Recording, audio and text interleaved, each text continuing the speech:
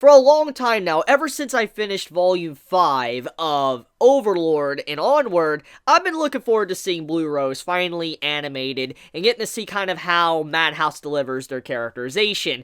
And this scene is the scene I was looking forward to the most. I was truly looking forward to seeing how everybody would react and how, Madhouse would handle the leader of Blue Rose acting like a chuny. And so let's get right into that, because that's a scene that just, made me bust a gut, start laughing when I read it in the light novel for the first time, and then watching it in the anime with voice acting and all that music, it was an even better scene. It just made me laugh so hard.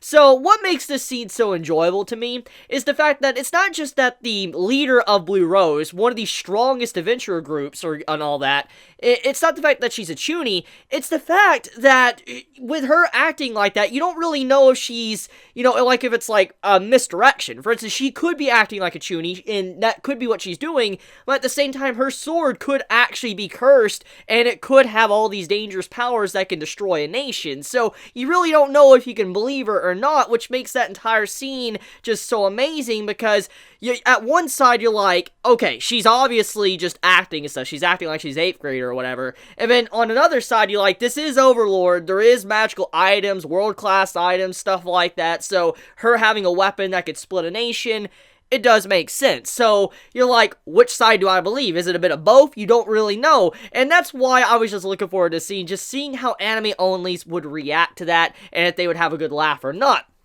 So I want to ask you guys, anime-onlys out there that watched this episode, before I discuss anything else, how did you feel about that scene? How'd you feel about the leader of Blue Rose, one of the strongest adventurer groups that's at the level of, Ainz? How do you feel about the way she acted? Be honest in the comments below. So we're also introduced to Gagaran and Evil Eye. And Gagaran, I'm just going to say there is something that Studio Madhouse did leave out with this episode, which makes a lot of sense because in the grand scheme of things, it doesn't really matter. It's not a big deal, but it does add a little bit of characterization to Gagaran's, dialogue towards Climb in this episode when she was calling him a virgin.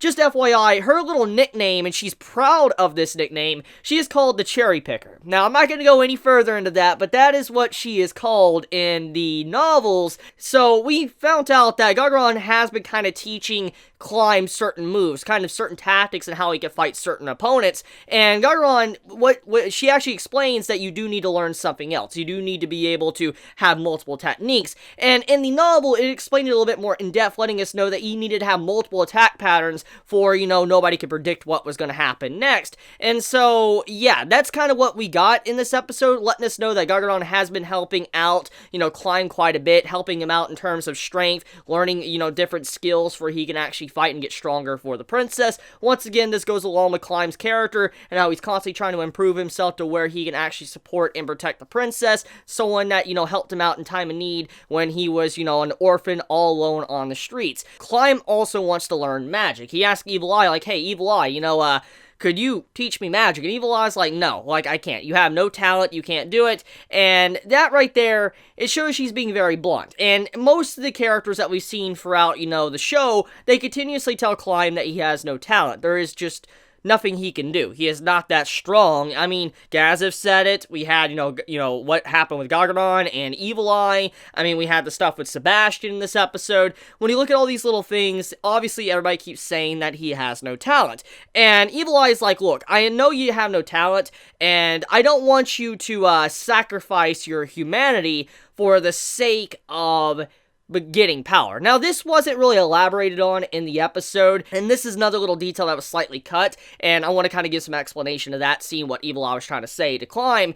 When she says, don't give up your humanity, she meant, like, don't become something like Ainz. Like, okay, for example, there is, people in games or series and stuff to where you could give up your humanity, become an undead, or become a demon, whatever. You trade your soul for some power. That's what she was trying to say. Evil Eye was like, don't trade your very self, your humanity, just for the sake of getting stronger. Don't do that, because if you do that, it's not the right path to go down. And so that's kind of what Evil Eye was trying to tell him, and so she was looking out for him in the long run. Even though she was very mean about it, she actually does care about Climb. Gagaran cares about Climb, and so you can see that he has a good relationship with Blue Rose. So that pretty much, explains that entire segment of the episode. So Sebastian in this episode, as we know, there was a conversation that happened at the end of last week to where apparently solutions like, Ainz, I think Sebastian has betrayed us. There is evidence that he has betrayed us. And the reason why she thinks this is because Sebastian,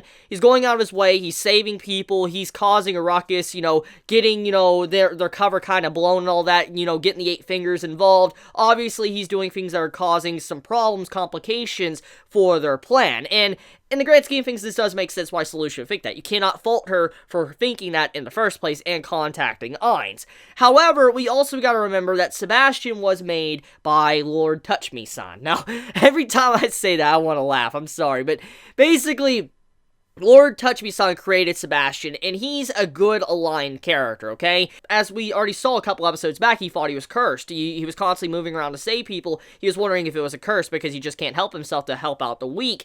And that's just how he is as a person. He was programmed like that. So, when you look at it, I don't think Ainz is necessarily going to punish Sebastian for his actions. In fact, I believe Ainz is going to be very happy with it, and it does show that Sebastian is starting to slowly do things out of the normal, what he normally does. Like, he's going out of his normal boundaries of an NPC, and he's learning and doing other things. That's kind of what Ainz wants in the first place. Like I said, that was the whole point of the, Kyokuta stuff with the Lizardman village. So, what Sebastian's going through right now, even though he is following his programming, he is doing things that is not exactly completely normal. So, that's kind of what's happening there. So Sebastian, he's kind of a good dude. I have to say, he's a really good man for going out of his way and helping out Climb, helping out Brain in this episode. And so let's talk about that part of the episode. So Climb witnesses Sebastian take down this dude like it's nothing, and he follows the man into an alleyway. He's like, hey, teach me, you're incredibly strong, please teach me and all that, I want to know what you did, teach me a move, technique.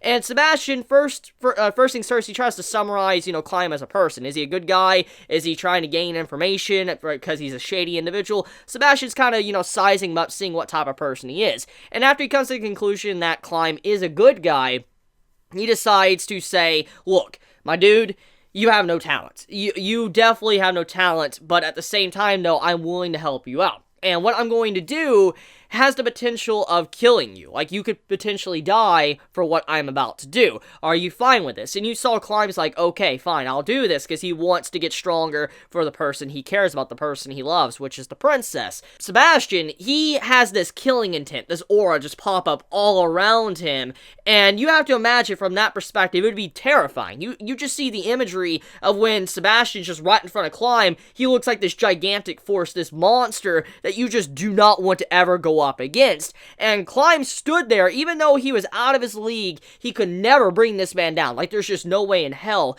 Climb could have brought Sebastian down or even scratched the man unless Sebastian literally just did not care.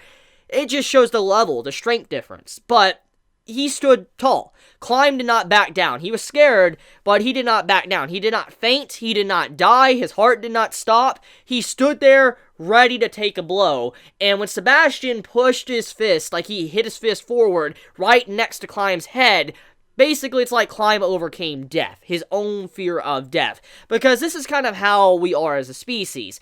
Humanity, we always think about our survival instincts. When we're pushed into a corner, we'll do anything to survive, even if it means, like, pissing ourselves, running away, and dishonoring our own code or morals that we've had for so long. Humanity's like that. That's how we are as people. Just the end of the story, that's how we are. Humanity will do that type of stuff to survive. How we are as human beings, our survival instincts start kicking in, and we'll do anything to survive. And so with what Sebastian did, he was basically seeing if Climb could resist the fear of death and not run away or faint. Could he stand tall even if he knew the opponent he was going to fight will definitely kill him? If it is definitely certain death, will he stand tall? And so with Climb standing up like that, even though he doesn't have talent like, so to say, strength-wise as Ainz or Sebastian or Brain or any of them, he is a strong-willed man, especially when it comes to his mind. He is able to withstand that level of pressure, and that's what Sebastian was testing, and he was very proud of the man for being able to do something like that. Now, when we look at Brain in this exact same segment, Brain was freaking out. He even mentioned to Climb, like, I couldn't have done that. How could you have done that when I couldn't have done that? Like, how did you do it? And it's elaborated on that Climb has something to fight for. He has something that he truly cares about. For instance, his love, the princess, and now that was why he was able to overcome his own self, his fear of death, was for the sake of her, to be able to protect her and get stronger. While Brain, he never really had that. He was just like this mercenary dude and all that. Eventually that encountered Tian, wrecked him really hard, and then he just wanted to basically end his life. That's kind of how it ended up. And so, when you see that scene with this man getting scared and all that, when Sebastian had his killing intent, it is basically the exact same thing that happened with Tian. He felt that exact same experience. With what Tian did to him, he felt it all over again with Sebastian, and it terrified him completely, and that is why he wants to know. He wants to know how Klein was able to do that, and he has actually gained a lot of respect for this man after what he did. So that's what that scene meant. You have a bunch of assassins from the Eight Fingers try to do some crusty stuff and attack Sebastian and everybody else that are there when they were doing that little quick training segment, but they're like, no, we want to help you, even though it's very obvious that Sebastian can handle all of them by himself with relative ease. Like, it's not going to be hard at all. They want to help the man out because, you know, they respect the man quite a bit. And so Sebastian deals with 3 people right behind him while they deal with the 3 up front. Sebastian quickly wipes out the 3 like it's nothing, in a matter of seconds, because at the end of the day, Sebastian's just too OP. He's broken as hell. But, I mean, you have Klein having his own fight, Brain having his own fight, they're having their fights and stuff, and eventually you see to where Klein looks like he's not really winning at all. Like, he's just getting pushed back, and you quickly see a little scene to where Sebastian, he flicks like a little pebble at the dude, and knocks the man back off guard and all that, and you can see that Klein is not even aware of it. It's just how quick Sebastian was when he helped him out, and he was actually safeguarding and protecting Klein in that moment. He was trying to train Klein to be able to be better as a warrior. So in this way, it's kind of like a high-level guy power leveling low-level scrubs. That's how I look at this episode, because, like, have you ever been that guy that's playing an MMO RPG or an RPG with your friends, like a co-op RPG, and let's say you're max level or you're very high level, and your friends are like level 1s or whatever, and you usually go to like later game areas just to be able to grind them up faster? That's kind of what's going on here. It's like Sebastian is a high level player coming back into the starter area, helping these guys out to level up, get their equipment and stuff where they could be able to be at his level. I thought that was very entertaining, and it's definitely a scene that just, you know, I could relate with. As someone that's a gamer, someone that plays a lot of RPGs, that's something that scene reminded me of. But anyways, though, we also have it to where Sebastian's like, okay, I'm gonna go deal with the source of this. I'm about to get rid of the source of what's going on here, and I want to head out. And they're like, we can't leave you, we're gonna come with you. He's like, you do realize you guys could potentially die, right? And he's like, it doesn't matter, I want to help you out. So they're now going on a squad, about to wipe out the big hideout of the Eight Fingers. So it's some pretty exciting stuff, not gonna lie. I'm pretty excited to see, you know, next week's episode. Even though I know what's gonna happen next and all of that, I'm pretty excited to see how they animate, how Madhouse animates certain scenes in the upcoming episode. Now, one little thing I do want to mention, though, before I end this video, there was some censorship. Like, there was censorship with this episode. And the censorship isn't relatively crazy, but if you are a manga reader, or I'm not manga reader, a light novel reader, then you'll know. The scene when Klein was attacking the assassin and his sword hit the man's shoulder and it looked like he just couldn't cut through, it's like how blunt his sword was. Well, the reason for that, actually, that was censorship. He actually was supposed to kill the man. He was downright supposed to kill the man from what I remember from the light novel. So that was censored. That was definitely censored. But I mean, it's nothing major. I mean, we got the lizard stuff. We got the lizard scene. So, I mean, I'll let Madhouse slide because they were willing to show something like that. So, I'm not going to let that distract me. Let me know your thoughts in the comments below, how you felt about this week's episode of Overlord. Did you enjoy it? Did you hate it? Please be honest in the comments below. And I love you guys. Have a wonderful day or night wherever you live. Please be healthy. Please stay safe. If you enjoy my content, please subscribe. If you like this video, please leave a like. Please be safe. Chibi out.